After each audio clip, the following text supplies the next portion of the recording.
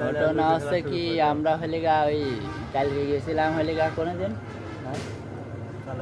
কালাই house আজকে আইসি bike আর আমার এই মনি ভাই আসছে আজকে কিন্তু ওই শেষরাটা আসে নেই। ওরা আবার মনে করেন যে ওই শ্বশুর বাড়ি খাওয়া আছে তো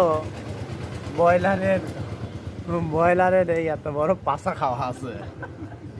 আমার তো ভাই কাদা ভাবতেছে দোল মিষ্টি খাওয়া মিস করলে আজকে আবার এটা খাওয়া মিস করলে আমার দুঃখ লাগবে বুঝলেন একটু লিস এক হিসেবে কিন্তু ভালোই হয়।